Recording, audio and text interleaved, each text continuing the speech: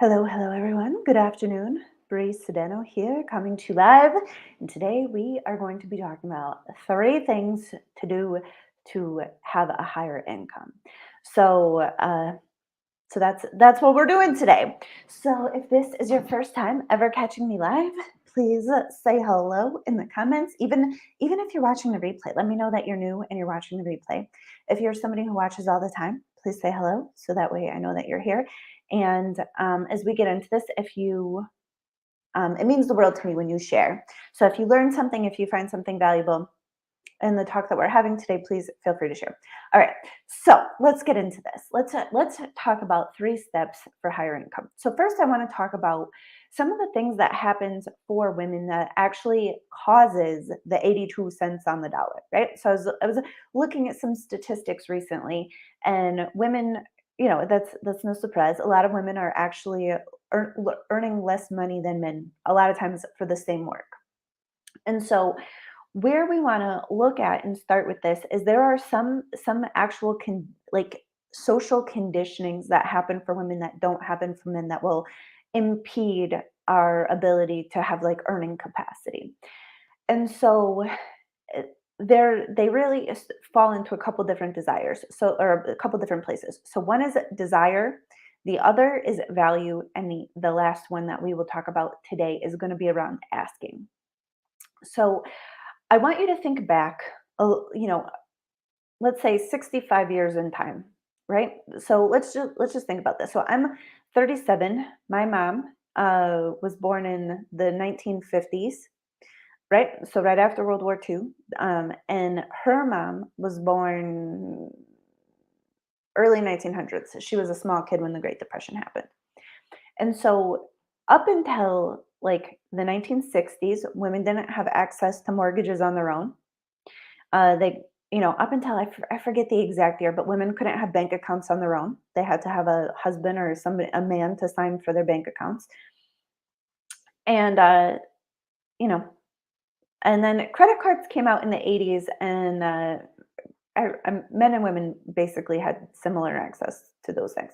But where we want to go with this is for many many years, the way that a woman was going to have a good life, a good financial success, it was going to be to pick a good husband. That was the thing. That was like the one thing that you could do to ensure financial success was to pick a good husband. And the thing that makes somebody one of the criteria for being a good wife is being someone who's easy to please, right? Easy to please, because men love to please ladies, right? And so if you're easy to please, you're some better wife material, right? And some patriarchal bullshit served up for you fresh and hot today. And so there are a lot of like subconscious cultural conditionings around women and desires and women and appetite, right? Like appetite for food, appetite for sex, appetite for money, appetite for anything, where those things were seen as like, no, no, no, honey. Because the more of an appetite you had, it could potentially make a potential husband feel not adequate to be able to provide the things that you want, which would, maybe not make for a good match, right? And so a lot of this doesn't even really make sense when you say it out loud, but there is a ton of social conditioning around what would make you great would be for you to have no desires on your own. So there is some social conditioning. Additionally, when we're children, so this is off the topic of like, you know, remnants of the patriarchy, but when we're growing up, we're expecting our parents to provide our desires, right? And so a lot of times, like they can't or they don't want to, right? If you're a kid and you're like, "Mom, can I have a penguin? Can we get a duck? Can we stop for tacos? Can I have gummy bears?" Your mom finally gets to the place where she's like, "I'm not buying you anything, and please shut up and stop asking me for stuff." Right? So for a lot of women, when I talk to people, I talk to a lot. I've talked with thousands and thousands of people over the years. One of the questions I always ask is, if I had a magic wand and I could give you anything that you wanted from your money, what do you want? I don't know. I want to pay my bills on time. I want to maybe put in new carpets.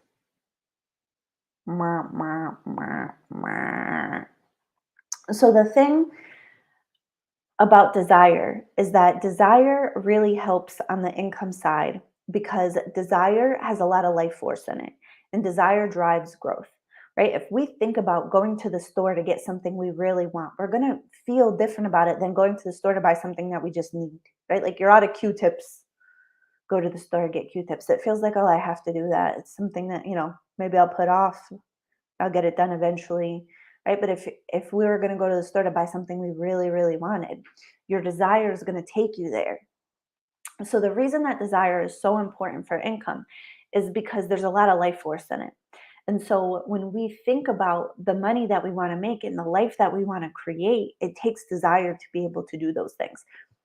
So when we never let ourselves have our desires, when our desires are too small, when our desires are squished and bound and really not when we really don't have access to them, what happens is it really squishes our ability to earn money we don't really have our desires. It really impacts that ability to earn money because you're lying to yourself, you're not telling yourself the truth, and so therefore the life force that you would have to go get the desire is it's not really there. And the same thing with desire happens even in money management, right? So if I have a client who really really desires something big, desires really drive growth, and desires, you're not going to have a desire for something that you don't have the capability for, right? So like if you have a desire to have $1 million a year business, or to travel the world, or to help, to donate X amount of millions of dollars to orphans, it doesn't matter. If you really have a desire in there that's burning, you're going to have life force for that. There's, I don't want to make it sound like it's going to be easy. There's going to be trials, tribulations, skills, challenges all along the way. But if you really have a desire for it, then you have the capacity. So the way that we squish our earnings capacity when we don't let ourselves have our desires is we don't let that life force flow through. And so if I like never really let myself have the desire, like if I'm like, oh, it's not realistic, oh, I can never get there, oh, I can't do it, I can't afford it, I could never make that kind of money, I can never do those things. I shut my brain down before it could even see the opportunities for these things. And also in doing that, there's no life force, I bind up the energy running through me towards those things because I don't tell myself about the desire, I don't let myself have the desire, and so there's really no need to make more money or to get there if you really don't. And so where a lot of ladies stop in this is they feel like it's not realistic. They feel like their desires are crazy, like, oh, I couldn't ever, like, it's almost like I could never really even want that. Like they don't let themselves even have a desire because it seems unrealistic. But what I know is that we have a part of our brain called our reticular activating system. And your reticular activating system is the filter for what makes it to your conscious reality. And so there's 4 billion bits of information available to your brain every single second of every single day. And your reticular activating system narrows those things down to about 2,000. And that's where your conscious reality comes from.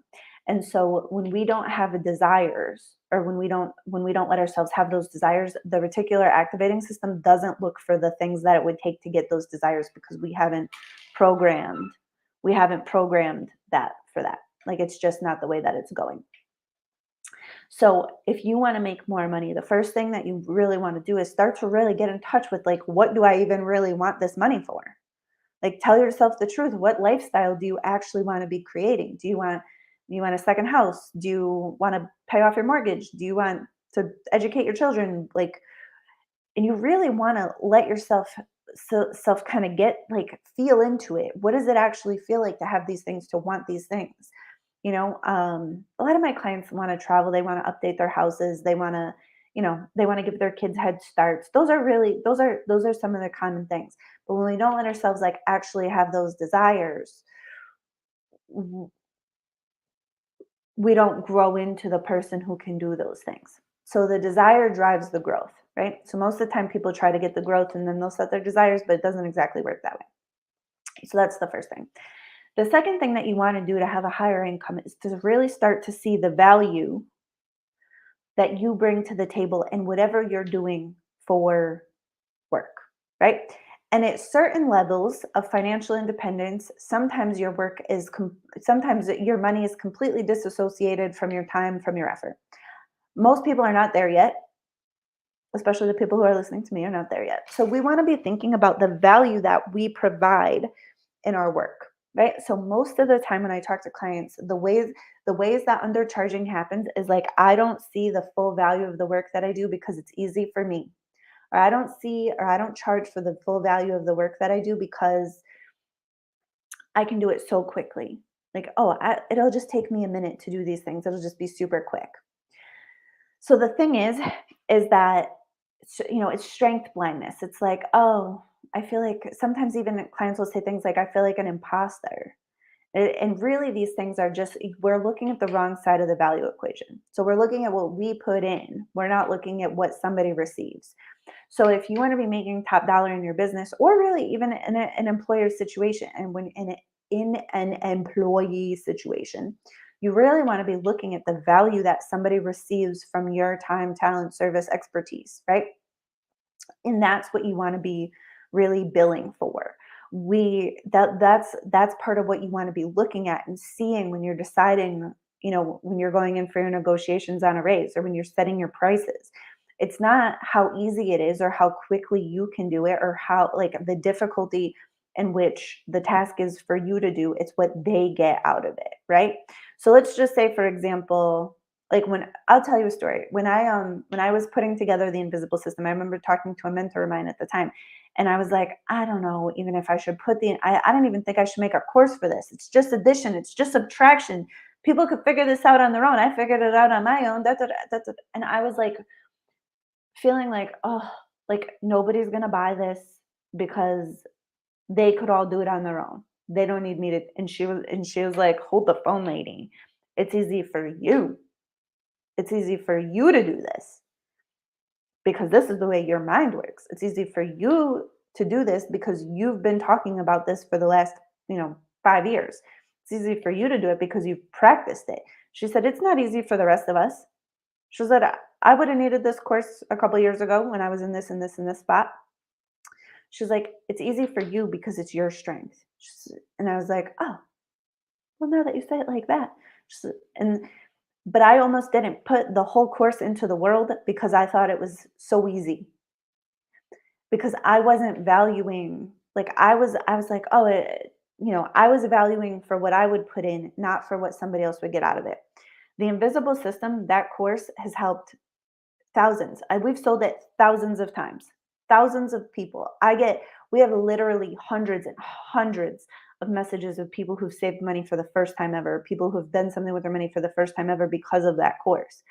So when I look at the value that somebody gets from that course, that's the number that I really want to be looking at and the number I really want to be charging for, not the time that I put into it per se.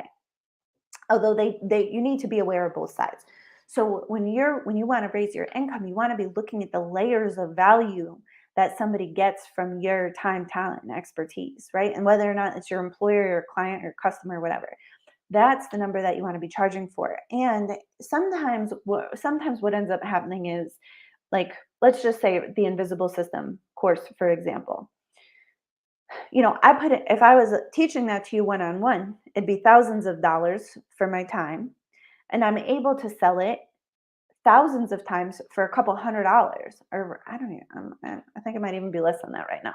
Um, and that helps for both of us because because of the leverage, right? Because I get to make the course one time, sell it 10,000 times, and I get to make money on all of those. So it lets me leverage so that way I can make more, but somebody else can pay less, which is a cool thing to look at if you're in your own business.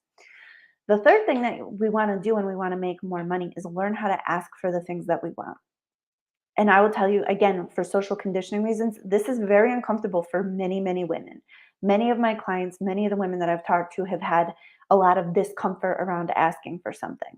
A lot of times women will complain about something instead of asking, like, oh, the it's cold in here, rather than, hey, could you close that window, please? You know, And so learning to ask, learning to push through the discomfort, because there's also like an intimacy around it. There's also like a vulnerability around asking for something. Maybe not something as easy as like, hey, could you close that window? But it's like, sometimes the like there's like two main sets of mindsets that really jam women up when it comes to money. And so one is like the nice girl, that people pleaser that like does everything for everybody, the office mom, the person who does a shit ton of unpaid labor, emotional work for other people. And then there's like also like this independent woman who doesn't receive support, who's fully in her masculine, who doesn't let people support her, doesn't ask for help, doesn't ask for anything, doesn't need anything. She takes care, she overworks, overgives, overdelivers, right? And both of those are super detrimental um, to earning, and super detrimental to like happiness in your life, really. So that those are two of the things that we really want to like start to look at and see where are these, you know, paradigms, where are these belief structures kind of stuck with me. So asking for stuff, asking for support, asking for resources, asking for whatever it is that you need to get your work done. And sometimes it's money, and sometimes it's really resources. Like um for example, like sometimes in Shape the Shark, one of my employees will say, "Hey, I need this tool, or I need this software to be able to do this." You know, and it makes their job better. They're not necessarily asking for more money, but they're going to be more valuable if they had a certain tool. So it's about asking. So if we look at if we liberate our desires, if we look at the value that we provide, like we look at the value, both sides of the equation, what we put in and what they get, and we're capable of asking, we're capable of doing that uncomfortable thing, knowing what we want and asking for it, and asking for something that means like not negotiating ourselves down. Like not, a lot of my clients will negotiate themselves down even though their customer, their client, their employer hasn't asked for anything. They'll be like, I've been on sales calls where I've been looking to hire somebody, and they'll be like, all right, well, I'm like, all right, cool. How much? And they're like, well, I'm going to give you a discount. And you can tell like it's a real discount. It's not, it wasn't like a sales trick. They're undercutting their rates. That is stuff that we want to stop doing. And I'm super fired up about this today, because just like the political landscape of things that are happening for women, like I want money in the hands of women. It is my entire like purpose. Like a lot of times we talk about money management, and I do a lot of work with my clients on money management and getting to, being wiser with our money. But like at the end of the day, you fucking deserve the full dollar. You don't deserve 82 cents on the dollar. You did a dollar's worth of work. You deserve the full dollar. And it's our own bullshit that gets in the way. It's the reason why we don't ask for raises. It's the reason why we undercut our rates. It's the reason, and it's all got to go. It's all got to go. I'm doing an offer. It's dropping next week, called 30 Days to Get a Raise. And it is for every single woman who wants to make more money. Business owner, employee, it doesn't matter. MLM business, side hustle, it doesn't matter. Because the thing that really, really stops women from this is there's a lot of subconscious bias. There's a lot of cultural conditioning. There's a lot of just not being trained to see the value of things. So we undervalue what we give. We undervalue it because we only look at the difficulty it was for us, which is really just like the idea that you need to work hard to make money. And so when something is easy for us because we're in our strength, we undervalue it. Mm-mm, mm-mm. No, no, we don't want to do that. So, anyways, I'm super fired up about it today because I just want all of the women to be making the right kind of money. Like I want to see my clients and my customers go on vacation, and I want to see them build their portfolios, and I want to see them educate their children if that's what they want. And it's what it really comes down to is you can only build 82% of the life that you want to make if you're only earning 82% of the dollar that's available to you. And women should, we're done with this. We're done with this. It's nonsense. Like, over it. I'm over it. So, anyways, I want to be teaching the things that I've been working with my clients on for a very long time. I want to be teaching it. We have it condensed. Um, Super good. So you'll see it next week. 30 Days to Get a Raise will be coming out. You will see the links if you want to be on the list to get I don't know, to be notified first. You can send me a DM with your email and I'll put you on my list. Um, but I'm just super excited. So, anyways, the three things to do, and so we're not just talking about like negotiation skills, although we'll talk about those things. It's really about feeling worthy, feeling like you deserve, feeling entitled to the full dollar that you've worked for. It's a whole mindset thing.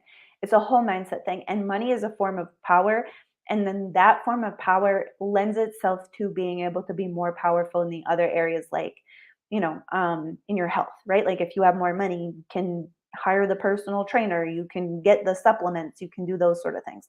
If you have more money, you can build a stronger network, you can pay the money to be in the rooms you want to be in and have that next level of power. But money's, it's not always the start point, but it's a good start point for the other types of power, which is like family power, beauty power, physical power, what do we say, networks, so family power, like those other resources. When you have financial resources to pour into them, you end up so like you can really end up really growing your power as a person much more quickly and much more efficiently when you have those financial resources, and when you're willing to be like, I will not be working for that amount of money. This is the price. You lucky, lucky devil who gets to hire me. All right. So, anyways, those are the things. I hope this was helpful. Shoot me a message if you've got any questions. Talk to you later.